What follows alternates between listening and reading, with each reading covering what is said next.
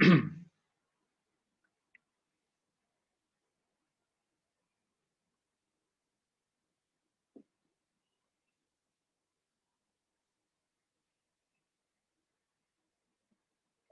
good morning.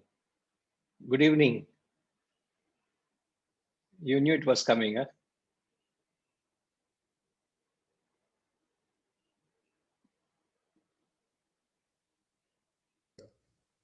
Good morning, good evening, Guruji. Hari Om. Yes, Hari Om. Who is that new visitor to our class? Welcome, buddy. Hi. Hi. Hari Om. Hey, that's nice. What's your name? I'm Roshni. I'm their daughter. Hey, hi. Good to have you. Good to be here. Nice, nice. So any doubts you ask me directly, don't go to dad certainly. Mom, I certainly recommend, not dad. Or you can connect with me directly, okay? Because I don't guarantee any clarity coming from this side. Next to you, I mean. RPG, I hope I've not said anything inauspicious first thing in the morning. Before I can say something later on. In the beginning, I don't say anything inauspicious. So I would have spoken the truth. Correct, isn't it? Huh?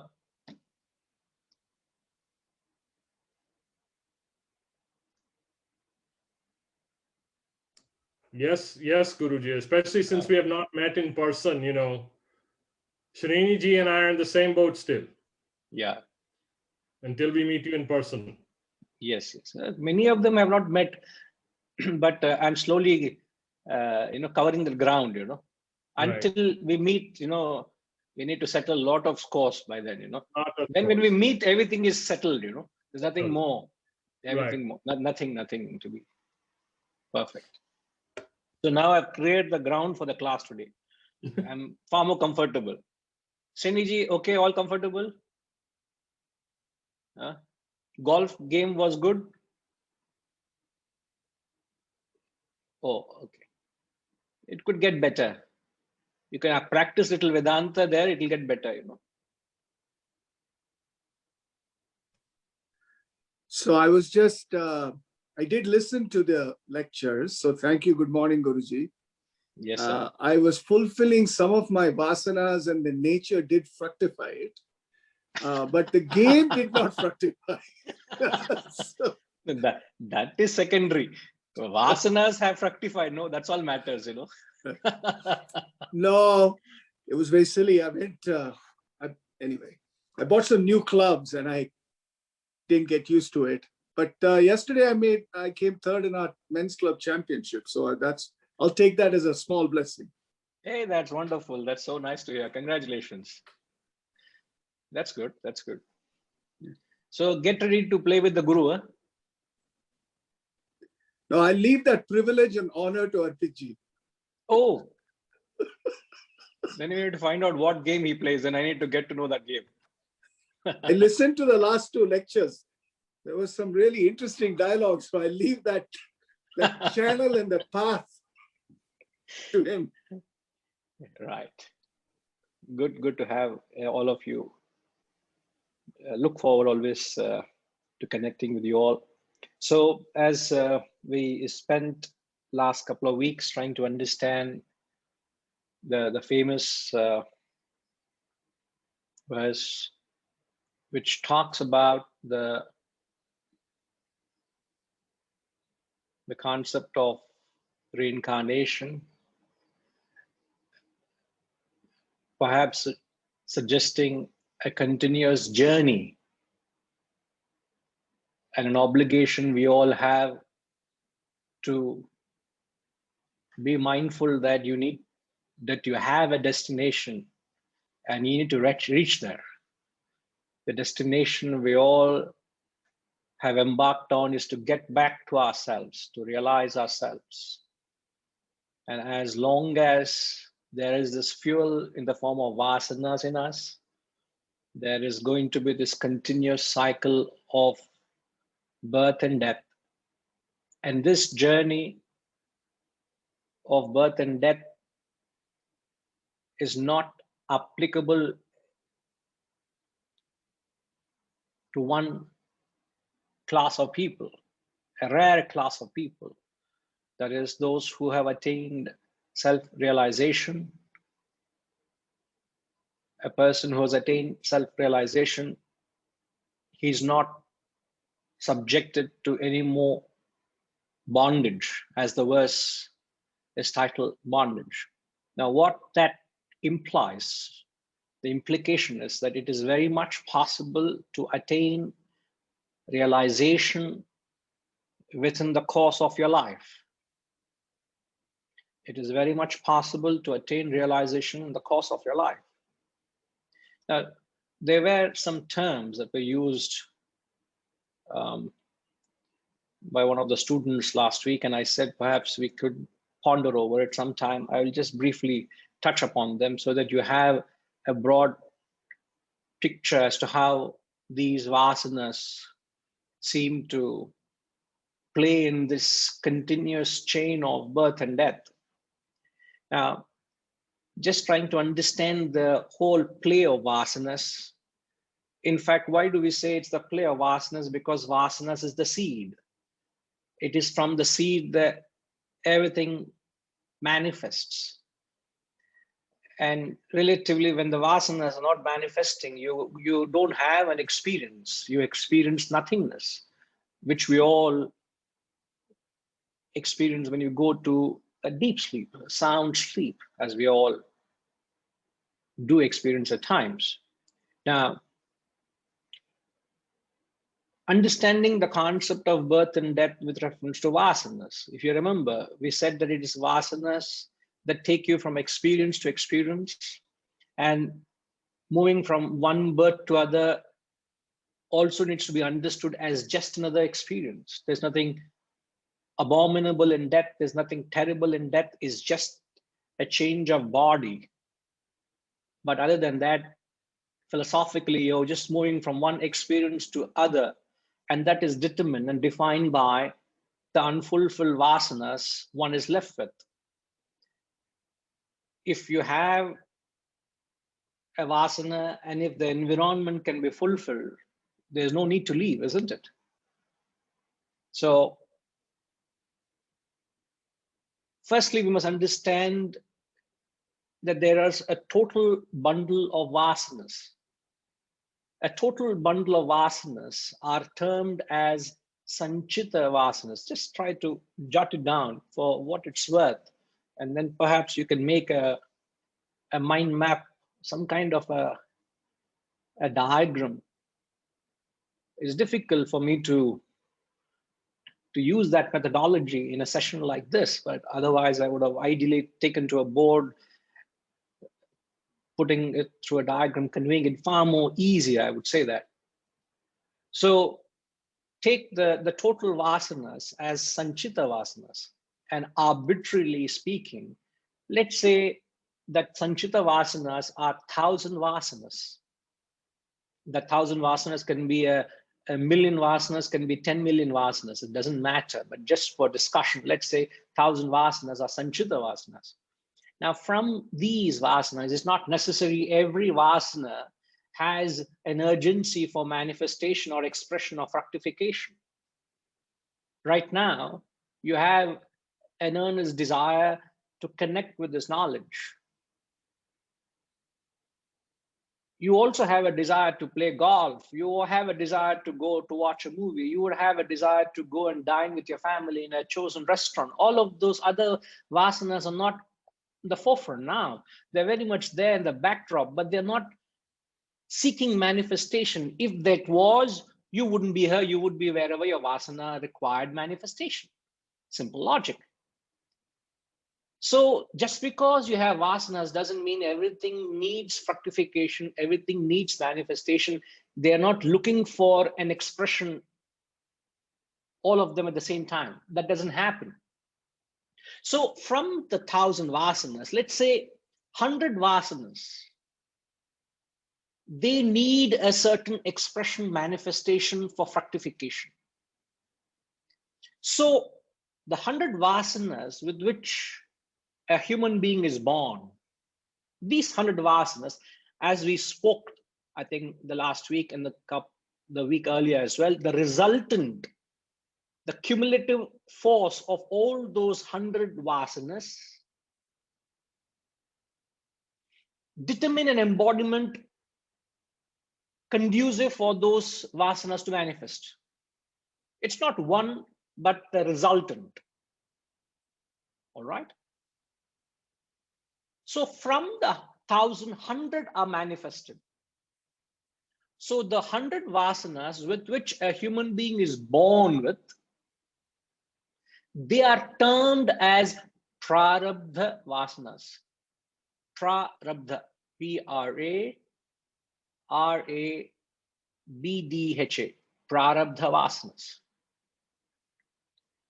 Now, before I comment on this, any vasana for that matter, subject to condition, a vasana per se can be exhausted either through knowledge or through experience. A vasana can either be exhausted through knowledge or through experience. Now, what do you understand by the word exhaustion? A simple term, but you must understand truly in its entirety, what does that term convey here? Hirenji, if I can ask this simple question, when I say a vasana can be exhausted,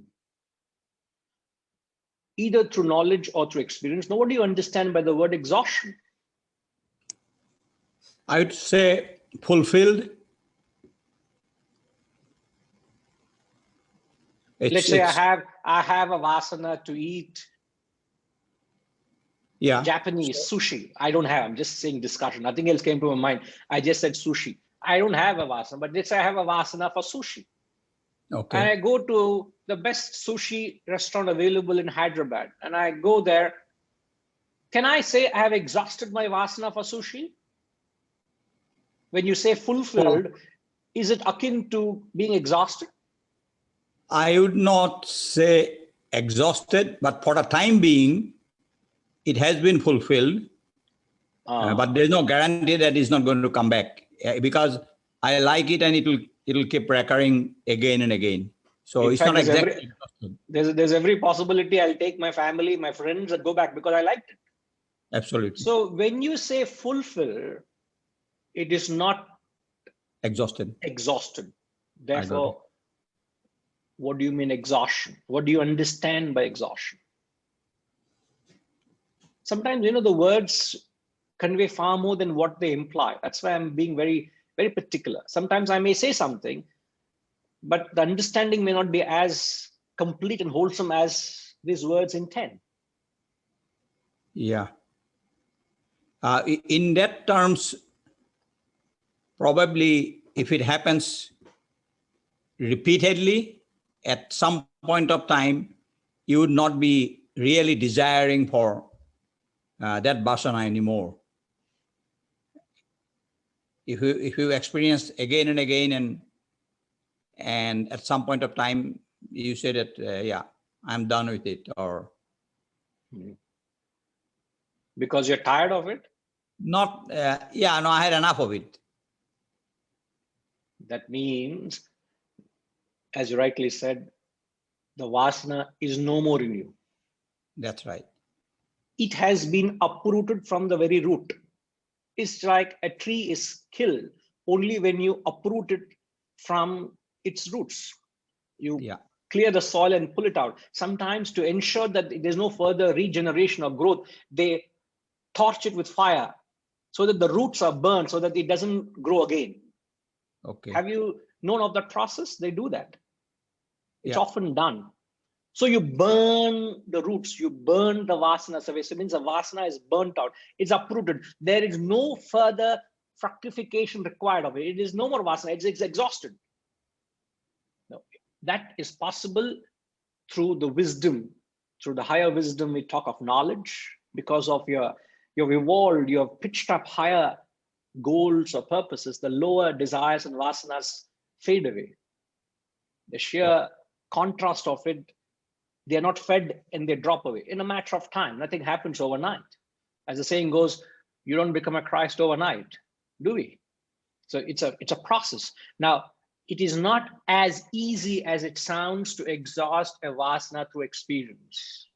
Now, that's the challenging part. All of us are very comfortable when you say, oh, knowledge burns away the vasanas. Oh, yeah, I'm with this knowledge. I'm a jnani. I'm an intellectual. I know all these terms. I can twist and torture these textbooks. I can quote these masters. Oh, I'm an intellectual. I'm a jnani. RPG, I'm a jnani.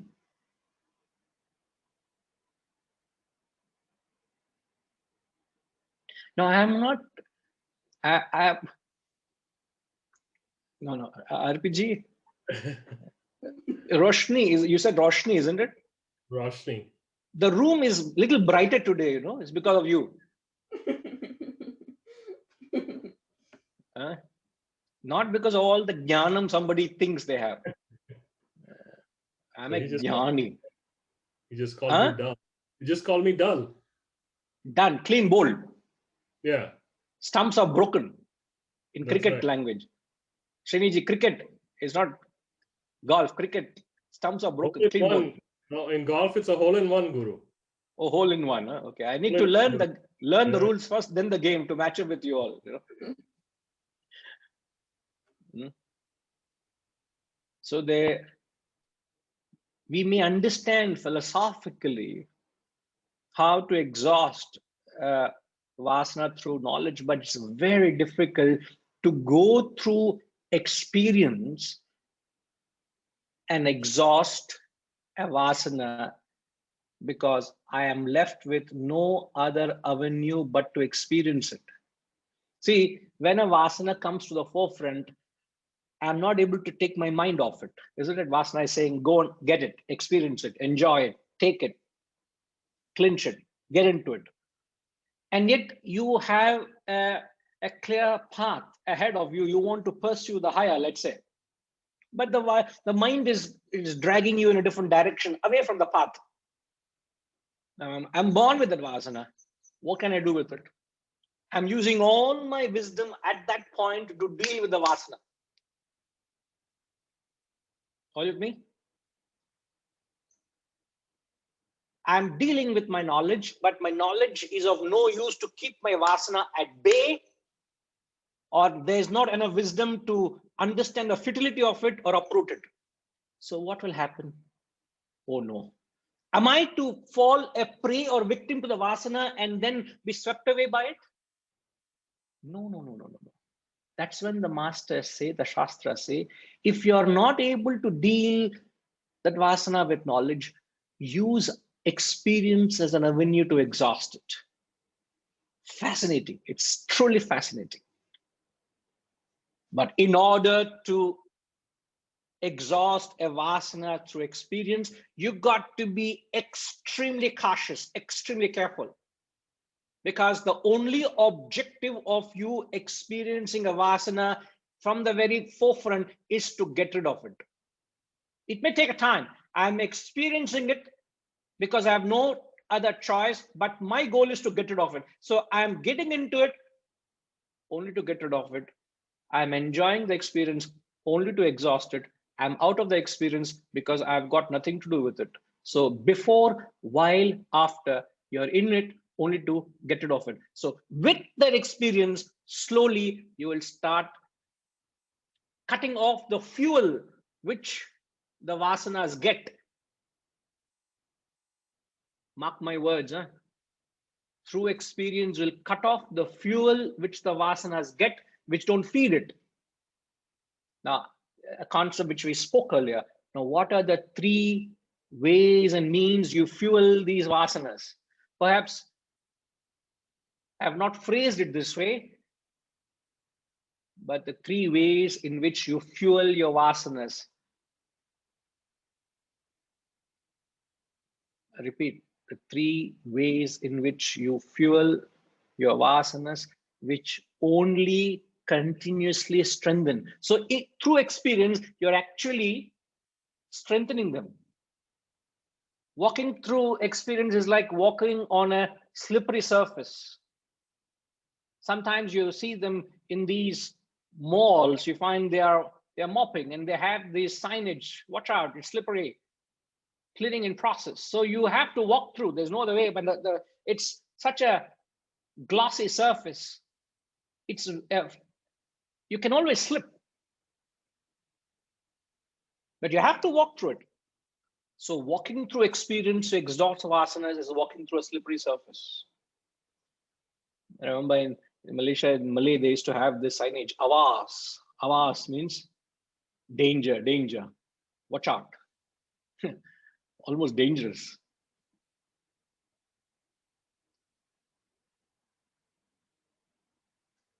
What are the 3 ways you fuel your vasanas? Those who have an answer, raise hand, I'll ask. Anybody have an idea? The 3 ways you fuel your vasanas. Dismissed. Out of the window and the door and the house, Rajima. Very sorry. I'm a little intolerant today. So everybody please brace yourself up. 3 ways. If I give you another cue, you will get it.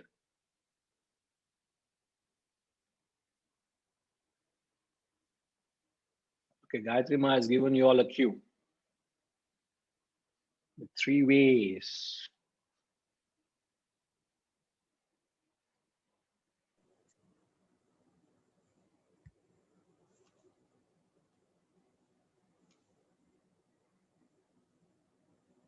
See, we are so ignorant of all this. We just go through it. We don't know what we end up creating. That's a sad part of it. Yes, sir. Setraman Garu. Physical, mental, intellectual. Consuming it, mentally thinking about it.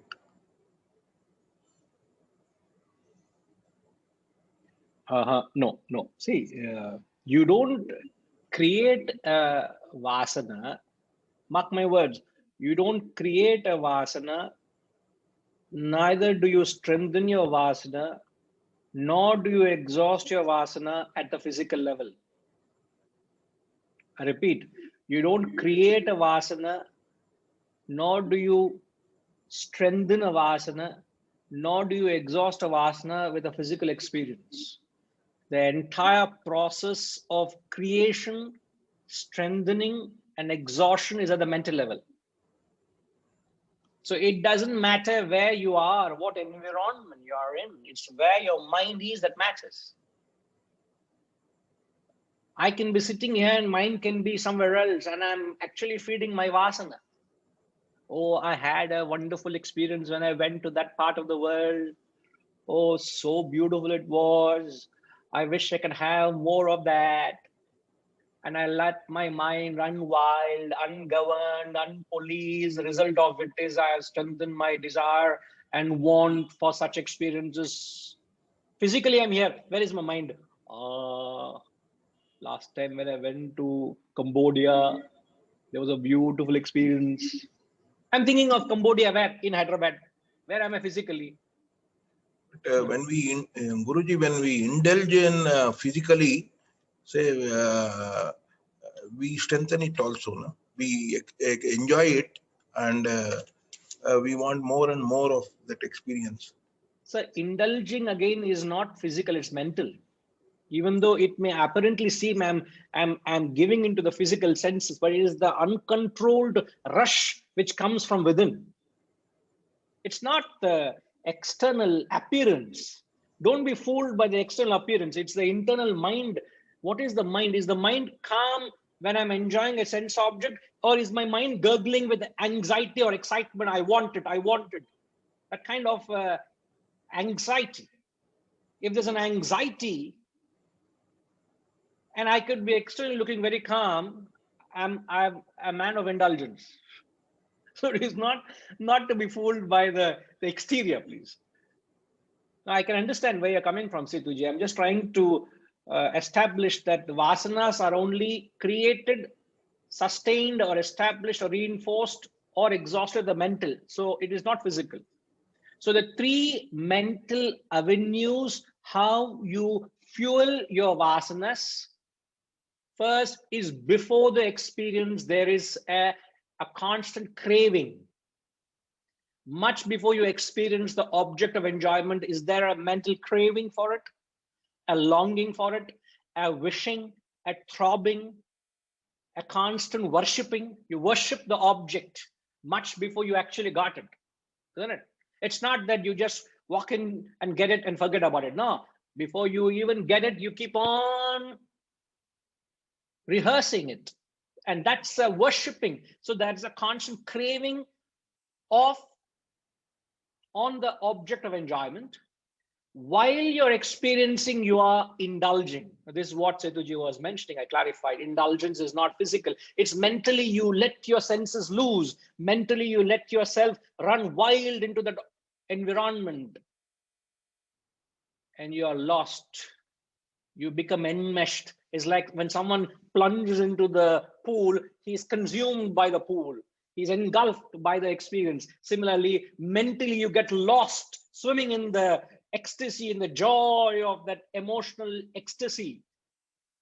Ah, what a maja, what a maja. You are enjoying, you are in spirits.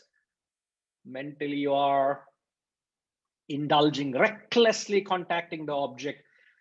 And after the experience, you sit quietly, sit back, and what do you do? Ah, so nice. Wasn't that nice? Yes, it was nice. Who am I talking to? You're talking to yourself. I think I should have more of this. Why am I working so hard? Only for myself? No, I think I should have more of this. Not for anybody else, for myself. And what do? You constantly relive the past. That is called lingering. And you seem to have got a license to do it. You don't care what happens, what consequences you pay, but you be mindful. Every ungoverned, every unpoliced, every indisciplined thought has a consequence. So does a disciplined thought. But if these thoughts run wild in the process, in the means of craving, in the means of indulging, in the means of lingering, the consequence you pay for that is, what's the consequence you pay? Srinivas Kumar, what consequence you pay? You continue to desire the vasana. You're not exhausting the vasana. You still live in that. You're not fulfilled your vasana. Can you be very specific with the terms?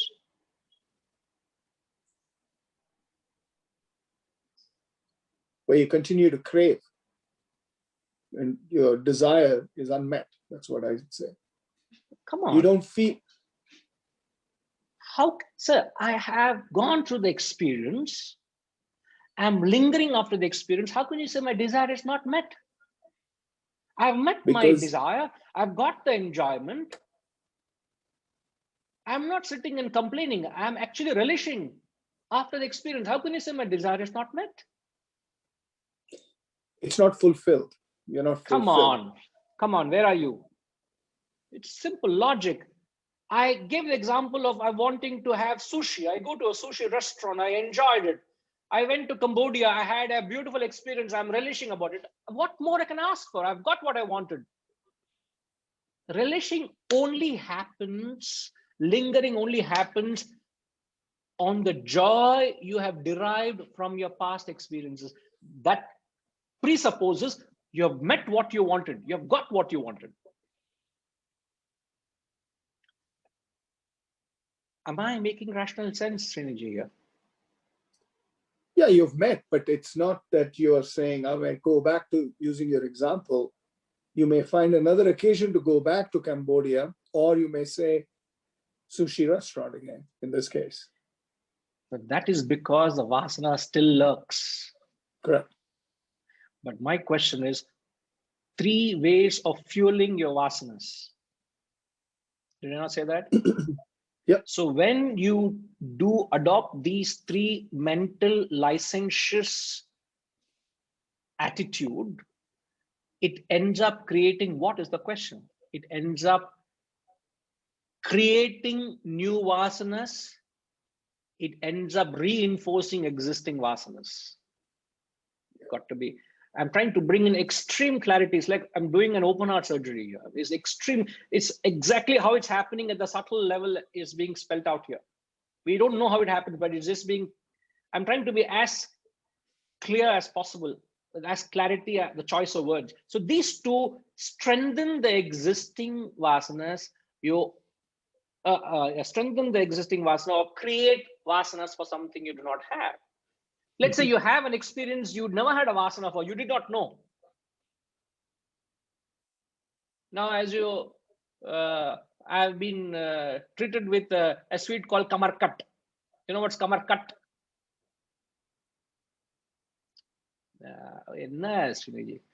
Ask a sister-in-law. Sister-in-law, please explain what kamar cut is. At that time, my mother was asking, what is the name of this sweet, ma? And she showed her kamar and say cut, kamar cut. That's how she said. So I remember, I've not forgotten the word. Kamar cut the kamar. What a description of kamar cut. Correct, huh? Sister-in-law? Rajima, please, namaskaram panningna aayata. What is kamar cut? She's spellbound. She's no words. Nothing is. So let that rest. Kamar and cut. Kamar cut. Now I have never had kamar cut in my life. Now the sad part is, thanks to her, I have created a vasana for kamar cut. So is it not possible that you go through experience of something you never had and you create new experiences? New vasana, sorry. I have not experienced it. I've enjoyed it. I've lingered on it, and I've created a new seed.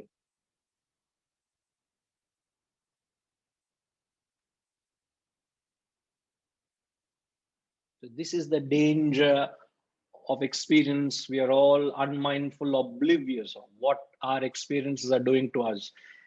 So we are actually giving a license to our senses into the world of plurality, where everything is seemingly tantalizing. Everything is so glittering and draws your senses. You are attracted to it, you're drawn to it, and you just in awe of all that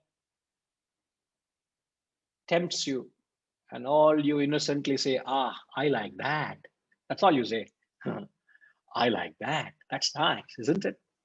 And that's the problem. In fact, the famous ladder of fall in the Gita, the 2nd chapter, he says, Dhyayato Vishayan Pungsaha. He says it all starts with a thought, a mere sankalpa, a thought. I like that. And from there, the ladder starts, he says. I've not lost my focus. I hope you all have not lost your focus. I've said earlier, vasanas can exhaust it through either knowledge or through experience. And I've just given the challenge of dealing with a vasana through experience. So you got to be extremely mindful of going into experience with the sole objective of exhausting. So how do you exhaust it? You go through experience without craving, without indulging, without lingering. If you can adopt these 3 thumb rules when you go through experience, you're not indulging. Roshni, what are 3 things you need to do to ensure you exhaust your vasanas? You may don't tell me, sir, I am not interested in exhausting vasanas, but just for discussion's sake, you can say that. No, please. Don't linger. Don't linger. Don't indulge. Don't indulge, and then don't Don't crave it. Turn to your left, right? There is no answer. Turn to the left. And don't linger. You may say, sir, life is so boring without, isn't it sound very morose life? That doesn't matter, mom and dad, but just tell me upfront, you're only in between you and me. Isn't life boring without craving, indulging and lingering? Life would be a lot better if I didn't do those things, I think. That's nice to hear your perspective. Not many think like that, not many think like that. You're blessed to have that thought. You don't need to come any more wisdom classes. I have a lot. Already qualified. You're qualified. You can open the door and walk out of the room. You will not be misunderstood. This is how typically an Upanishadic class was held. The student realized, he just walked up and went. The student and the master understood each other. So Roshni, you and I understand each other. You are qualified. You don't need any more. And lock the door from outside. Let the parents be inside. They need a lot more. So this is the difficult is people perceive enjoyment as craving, lingering and indulging. Sad. But if you are able to live at that moment and experience, believe me, you are a true master. You are enjoying every experience, but there you are at that moment. You end that perception, you end it with that perception, and you move on. And that's how you exhaust vasanas through experience. So come back. Sanchita vasanas, 1,000 in number. 100 vasanas are the pocket vasanas, which requires manifestation. They are known as the prarabdha vasanas. Now, what we are told, don't ask me how is it, what we are told is these vasanas with which we are born, they will be exhausted through experience in your life. They cannot be tampered with. They cannot be burnt with knowledge and expedited, but they will be burnt through experience. So at birth, if you are born with these 100 vasanas, at the end of that embodiment, these are guaranteed exhaustion. Reddy Garu, looks like you are a little wonderstruck. No. So nice to hear. So nice to hear that automatically they're exhausted. No, 100 burns, but 1,000 grows up. That's the way I Oh, you're still wondering of the balance 900, huh? So these 100, as I've said, they are guaranteed exhaustion. Now, can you tell me what? See, it's very difficult to differentiate between a prarabdha vasana and another vasana. But just for discussion's sake, can you tell me what is a prarabdha vasana? Example of a vasana, and it has to be very logical. in my experience, Guruji, I think like liking for a non-veg is the one. I don't know whether it makes it relevant. There could be an argument there. You present a case where there's no argument at all. In that sense, I'm saying. This might be new grounds for you all, but it is. We're just applying our sense of rationality here. What could be a vasana which is undeniably a prarabdha vasana, which you have picked up from birth?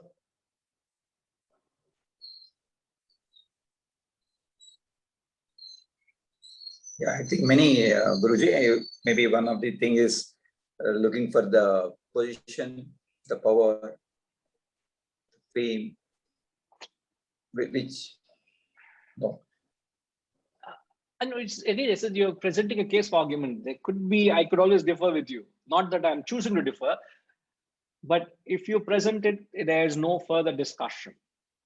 There should not be. No, should not be further discussion. Love parents. Sorry, sir? Love the parents. Love of the parents. Possible, very true. it's possible we hear cases that kids in their infancy are neglected by the parents. So what has that child done to deserve that? Some vasana, some prarabdha vasana, some karma that child has done the previous birth that it doesn't get the love of the mother or the parents. Some karma. So it's born with that vasana. Another vasana we can talk of. Okay, let me open it up. Let's see others if they can have an opinion. Vijay Raghavanji.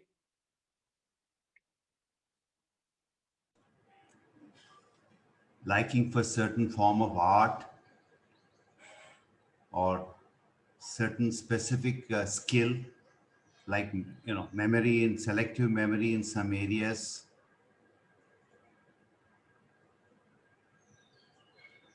People have innate talent in the sense, I mean, we don't know where it came from. Like some people can remember dates, but they cannot remember faces and names. So this is, I mean, we cannot explain it as to why it came from. I mean, okay, slightly so-called scientifically speaking, and possibly cannot be traced to even their parents. That tendency, but then it's in them.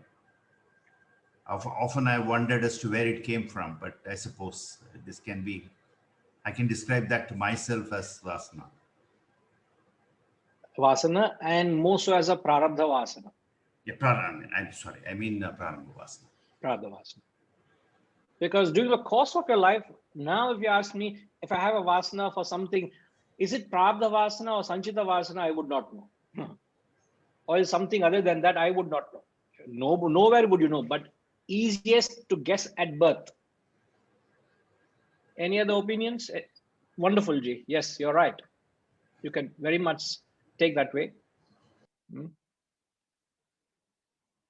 Haresh, any idea?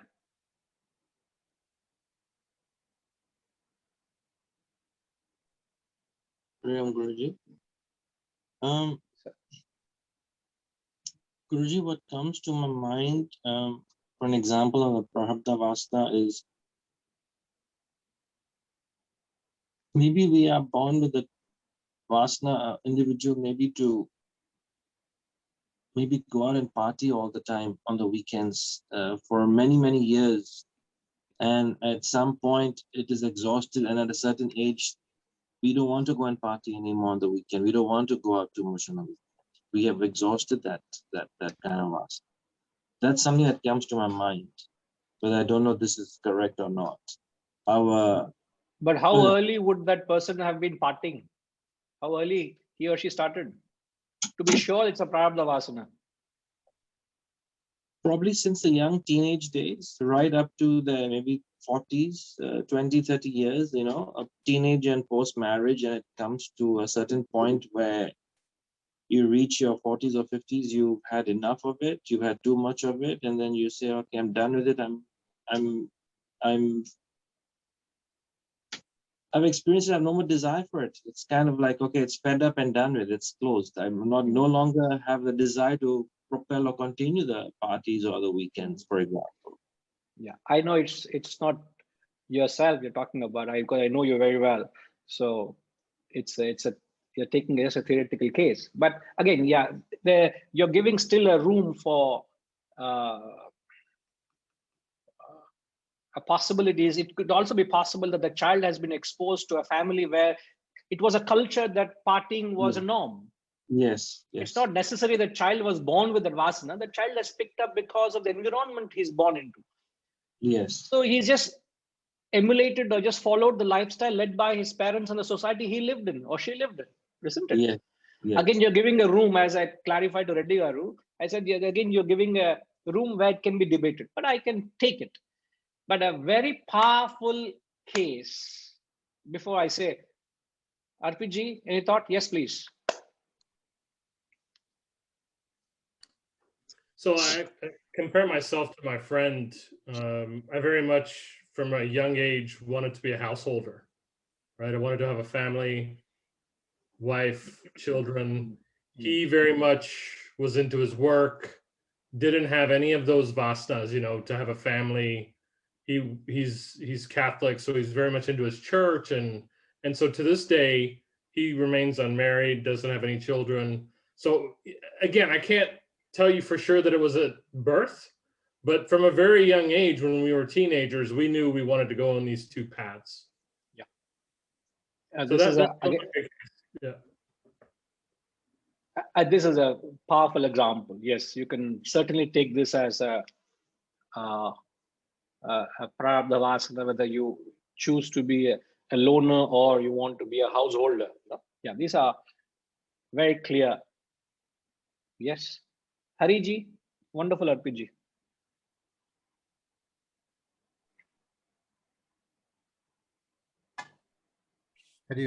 In spite of all wise advices, Duryodhana knew what he was doing was incorrect, but still he was insisting on doing what he was doing. That was his strong vasanas. I can take the freedom with you, Hariji. I can't take this freedom everywhere else. Please. Because I know you have given me the license to tell this. This one answer, I will delete it from the video. I will tell the editing team to delete this answer. I know you have given me the permission to say this. Correct? Yes. Enna solringa neenga? Duryodhana is being portrayed as a fellow who had an aggressive, you know, you can't resort to a vasana and then say I'm helpless to express my nature. Especially if you say his nature was because of the prarabdha vasana, then that's it. Yeah. It gives a very strong negative element in the answer. There's a negative element in the answer. In the sense, it doesn't give us a ray of hope if you say it's my prarabdha vasanas, I can't do anything with it. It has to get exhausted, you know. First, delete it from your head. Then I'll delete it from the video. Two things have to be deleted. I will connect independently and clarify this. I can't take it's time consuming for me to clarify, but just for the benefit of the group, when you think this way, you may end up justifying, or you may end up saying, I am helpless, therefore let it carry on. No. I'll come to this point. Let me mention a point and I'll come to this just to ensure that we don't end up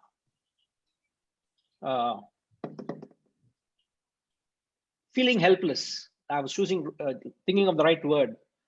You know, you almost say it's my fate, therefore I can't do anything about it. That is not a life of a human.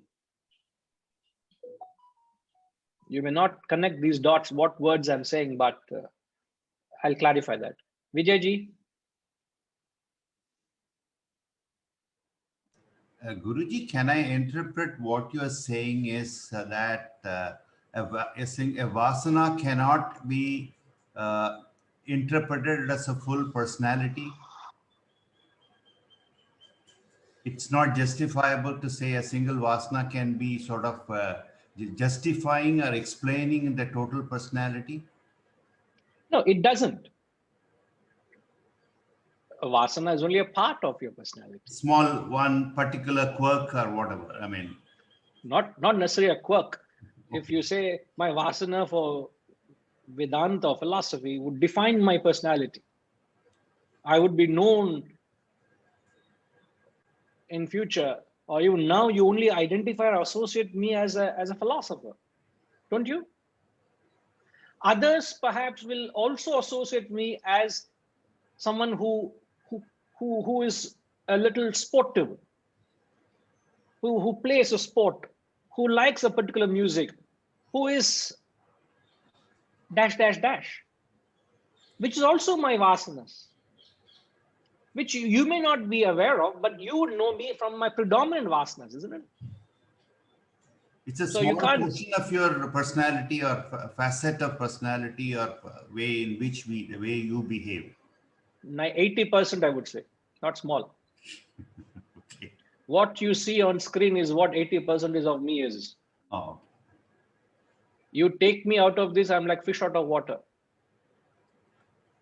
And I realized that at the age of 16, the day I heard the lecture of my guru. The day I heard, that day I knew I'm destined for it. I didn't know what I would be, but that evening, it was an accident, and it just sealed what my future was. That is a prarabdha vasana. I'm born with that. It's not something I have consciously fed it. I didn't know the spelling of Vedanta. I didn't know Vedanta existed. And yet I was brought up in a very protected environment, very culturally sound, in an environment which was conducive. And it didn't give me, nor was I frustrated also. I was very comfortable in that bubble which the family provided, my parents provided. But when the first strike of matches, there was a conflagration. It's consumed my life. The first strike of a match is enough. A spark is enough to bring a conflagration. It has to be a prarabdha vasana. And some punya I have done, some punya to have this. It's not something you need to do a lot of punya or karma to have this kind of an opportunity. Now, then it is my stupidity if I don't encash the opportunity. If I throw it away, having come to this point, I don't know how much effort I've put in to come to this point. And now if I don't encash this opportunity to attain moksha, what a fool you are, man. I even know that possibility if I don't encash it for what it's meant for. How many in humanity have this clear drive which only draws you to it? I'm only completing the picture. It's just not a quirk, as you said, sir. Right. Harishi, you want to comment something? You wanted to say something, please? I did, Guruji, but more listening. Get into it. Plunge into it. I originally thought that prarabdha vasanas are those which do not originate in the world. They originate inside you.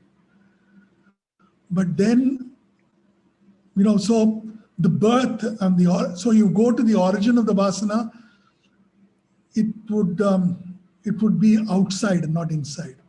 That would be the difference between prarabdha and non-other vasanas. But your explanation of Vedanta goes against that, because it was that origin was going to a lecture which was in the world. So that triggered it. But then you could say that was because of a longing for English. But then that also, English is something you learned after you were born. So I don't know where it leads to. That originally my thought, so obviously my thought was wrong. No. If I could I would want to actually retrace to what you started by saying. I thought you put it very beautifully, that you said prarabdha vasana is not triggered by the world, it's something that is born within, isn't it? Is that what you said? Yes. Okay. Now, even going by the case study or the example which I took in my own life, for those who are not purview to it, my father took me to a lecture on the Gita on the pretext because the speaker was a great orator, and I had a liking for English. I had a flair for the language. So he said, you would like his command and you will perhaps relish it. Just come along. It's just an hour's lecture. I just tagged along, not knowing where I was going, what I was getting into. So there was no feed from the external world. Not that I had a knowledge of what I was getting into. All I was getting into is for the language. But what swept me away, the first, in fact, I remember even before I entered the auditorium, there were certain portraits of the academy. And when I saw the portraits, which later on it flashed on me, was like the magic gate of that what was that movie? Oh my God, it just blank for a moment. What was that movie?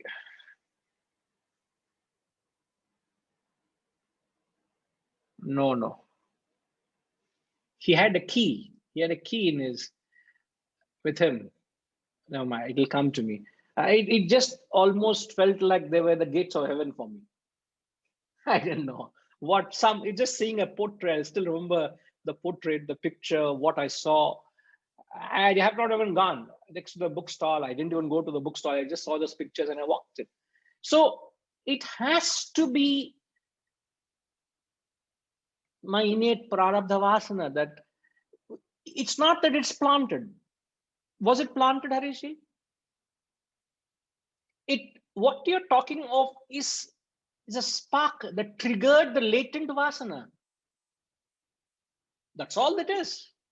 But it is something which I was born with. It is not something the external world had planted in me. I had to think and ponder, oh, he makes sense. What he's saying can be pursued, can be examined. I would like to read his works. I would like to know what it is. None of that. I decided I want to join this. By the end of it, when me and my dad were coming back, I said, I want to join this academy. I said, what? What are you talking? He didn't know what I was making sense. And I knew exactly that it's a door open into the future. I know what it is. It's like I discovered my love. I was born that evening, as if I just breathed my first gasp of fresh air. I just so refreshing experience. The knowledge really blew me away, that experience. But all of that was triggered externally, but it's all innately born within. You need that fuel. The fuel here is the prarabdha vasana, which I was born with. I did not in any way had any access. And thereafter, my father, what he did is he dumped all his collections of all his books, the literature he collected, all this mini booklets and books and cassettes and CDs. Thereafter, when I came back from the ashram, he said, take it, it's all yours. He had it. It was there in the house. I never accessed it. I never tapped it. So therefore, it is not something externally induced. It is internally existed, externally triggered. It's triggered externally, but it's a latent vasana there from birth in me. It just needed a conducive environment and a time to manifest when I'm ready. So I think you and I are saying the same thing, and I like the way you put it. It's not externally created, it's internally, you're born with it. That's a prarabdha vasana. That's precisely what we are saying. I think that's beautifully explained, Guruji, because I think the confusion was confusion between a trigger and a seed. So is it the watering and the fertilizer or whatever else, the effort, or is it the seed per se? Any amount of watering and nutrients is not going to help. Nothing is going to sprout if there's no seed there. Going by the example and analogy I've taken, seed has to be there, isn't it? Right. Yes, Vijayji.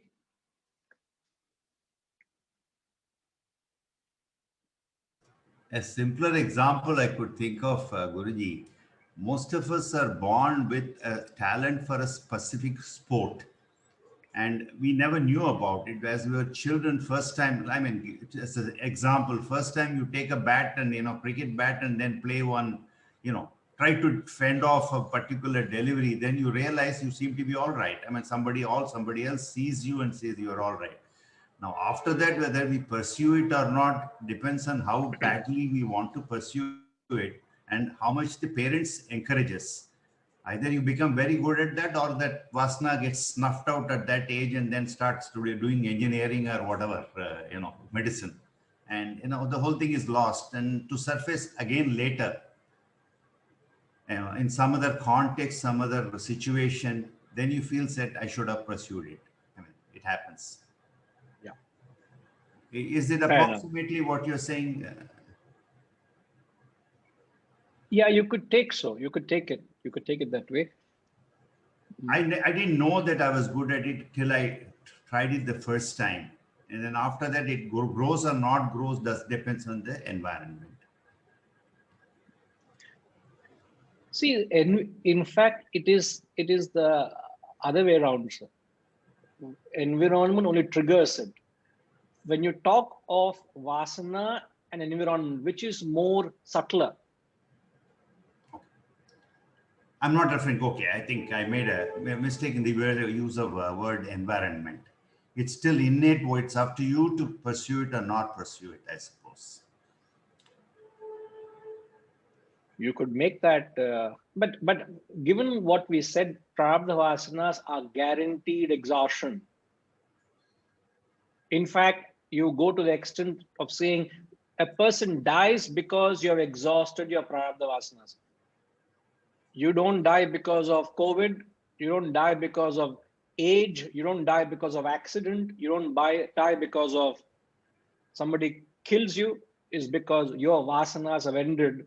They all have become an avenue for the inevitable, which is predetermined at birth. How long you live is actually predetermined at birth. That can't change, because if the fuel that determines how long, how much distance I go, that is predetermined. No, then can you know, so when I'm going to die, how I'm going to die? I'm sorry, I don't know. Can you tell me who knows? Nobody knows. Oh, so sorry to hear. We should be happy to hear to know when you're going. Why should you be? Nothing specific here. Vijayji. So nothing personal, yes. Nothing personal. Nothing personal to anyone here. Nothing specific to anyone here. But the vasanas, prarabdha vasanas, define the longevity of your life as well. If you have a vasana or a prarabdha vasana to be a great grandfather, you will live until you experience that. It could be a miserable life. The last 10 years of your life could have been miserable, but you had a vasana to be a grandfather or a grandmother or a great grandfather or great grandmother. You will live till the ripe age of 102.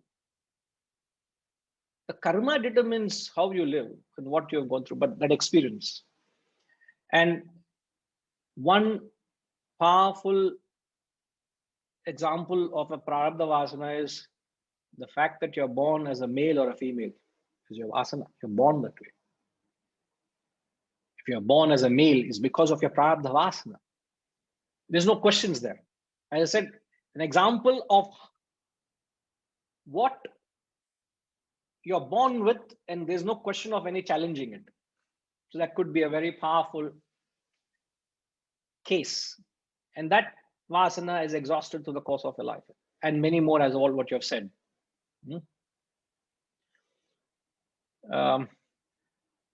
Harish, just a minute. I'll come to you. I think Keshav Reddy Garu wanted to comment something. And before Keshav ji says, Padminima, you made a statement. The Atma chooses where to take birth. Atman or Atma has got nothing to do with this. Nothing, absolutely nothing. No, but sometime back we were saying, no, when you take a rebirth, it is the soul which decides, who should be the parents and where. No. It's not the soul. Maybe I use the wrong word. Right. It's the vasanas, that unfulfilled vasanas. Correct. The vasanas that determine, not so the soul. Soul has got nothing to do. Yeah, that thought came through my mind when we were telling about your father's collection of books. So probably he would have had it in mind that he wanted a child like that who will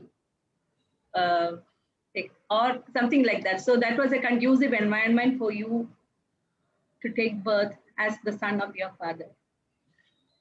Again, going by the discussion, the resultant vasanas gave me a conducive environment. So the parentage was conducive for me to fructify, because when I said I want to pursue this, I did not have any objection from my parents. And I don't know what I could have done if my parents said no that evening, shut up and study, and what you are supposed to do, carry on with that. Correct. At 16, if they said nothing doing, what ashram you want to join? Gone mad or what? Some fancy you fellow have developed. I take you to the evening for something and you think something else? What are you talking? And give me a whip and say, was saying, no. You go for you want to become a doctor or an engineer. That is what the parents nowadays tell the children, not knowing what their real interest is. It's true. Yeah, very true. Very true. Right. So I just wanted to comment on that. I didn't want that comment to go unanswered. Right. Keshav Garu. Pranam Guruji. Namaskar, sir. Hari Om. Similar to Guruji's experience, Ramana Maharshi also never knew what Arunachala was. When some visitor came to his house, where are you coming from? He said, I am coming from Arunachala. He thought Arunachala is unknown to him. But ultimately, at the age of same Guruji's age, at the 16 or 17 years, he went to Arunachala in search, without anybody's guidance, by looking at the atlas, and went to Arunachala and never returned. That was properly, it is prarabdham of... That is a great inspiration to give some meaning to my life, sir. True, sir. True, Swami. True, Guruji. True, a lot is to be desired. So that's an inspiration. Thank you, sir. Thank you, sir. Hari Om. Hari Om. Hari Om. Yes, Haresh, I think we'll take this last question and we'll have to conclude. A few more minutes, please. Yes, Haresh. Guruji, you mentioned just now the example of the Prarabdha Vasana is guaranteed to be exhausted. You gave example, Guruji, about somebody wanting to be a grandfather or a great-grandfather, so he will not leave his body until he experiences that. But Guruji, supposing there's a situation where your child doesn't get married or doesn't have a child, and you still have the desire to be a grandfather, how does that work? Does that mean we fall under the Sanchitana Vasana in that context? Or I'm just a bit confused on this part. Assuming that desire... You wouldn't know whether I have a Prarabdha Vasana to be a grandfather or great-grandfather. You wouldn't know. Vis-a-vis the Vasanas that you entertain in the course of your life. That could be fresh Vasanas. They could be new Vasanas. So there's the picture is incomplete. I'll have to come back to this to complete the picture, but it is difficult to differentiate between a Sanchita Vasana or a Prarabdha Vasana. So our study or our approach to this subject or life is not to find out which is my Prarabdha and which is my not Prarabdha. If you take that approach, you will make a mistake. And that will cause more damage in your evolution and dealing with vasanas. Mark my words, it's detrimental to you. In fact, that's what I wanted to comment to when Hariji said, it is detrimental, and in fact, it is not helpful. If I sit, when a thought comes in my head, am I to give it the license by saying it's my Prarabdha Vasana, or am I to exercise my intellect and say, is it rational or not? So let's say some funny thought comes into my head. Oh, it is my Prarabdha Vasana. Chalo yaar, let it go on and let me enjoy it. Let me satisfy it. It is my Prarabdha Vasana. Can I say that? Or will I use my intellect and nip it in the bud? You got to inject intellect and reason every step of the way to deal with the vasanas. Something which has to express will express, but you will have to be cautious and careful every moment. It's like a security guard has to be ever alert to every person who walks away by the gates. But those who have an access and license to go in, they will tap and go, but he will just be mindful. But a fellow who is trying to intrude, he will stop. You're not supposed to, but the security guard has to be alert. That's the intellect. That alertness is that which you have to operate. You can't go by the fact and say, oh, I learned something new. Let my Prarabdha Vasana express and let's get carried away with that. No. You got to deal your vasanas with knowledge. Remember this, you got to learn to deal your vasanas with knowledge. And if for some reason you can't and need to experience it without RBG.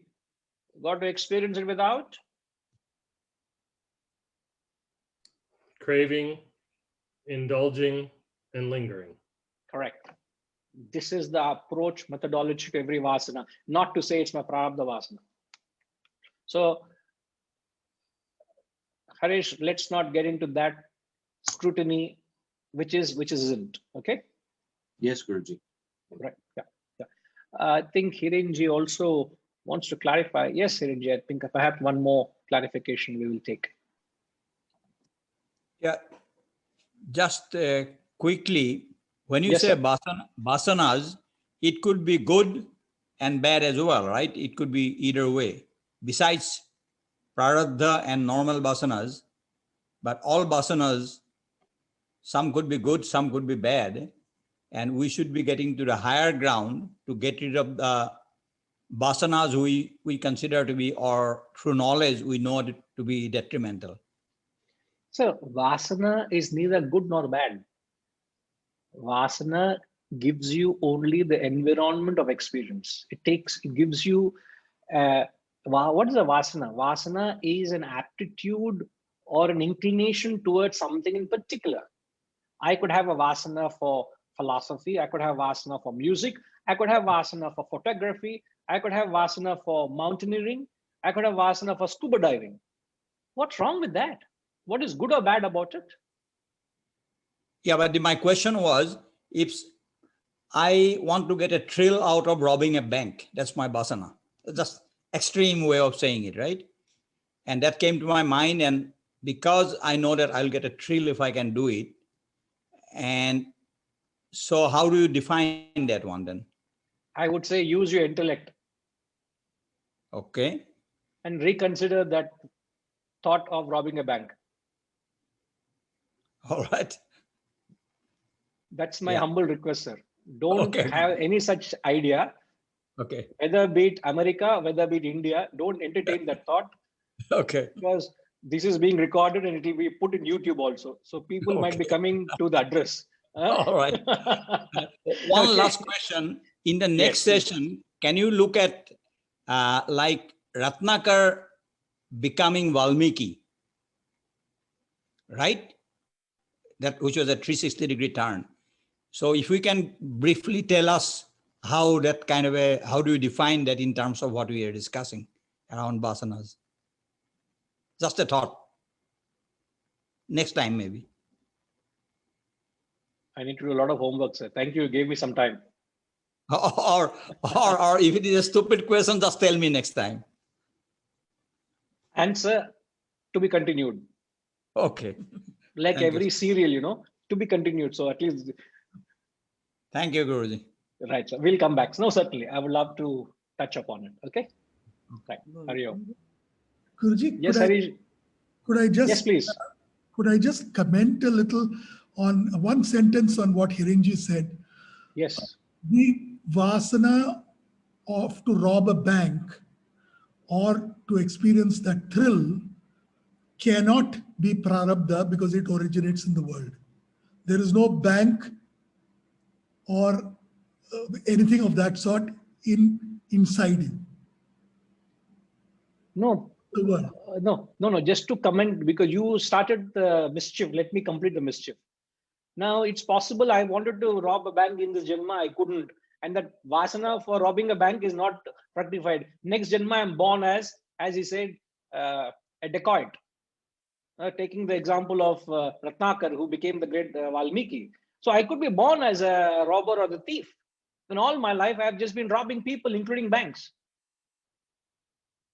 Is that not possible? Okay, you have to prove it. Don't just say no to it. Whether it is robbery or Robin Hood is kind of a situation is the intent, and it is not the. So therefore, What are we saying? We're not talking of intent. We're talking of a field of activity.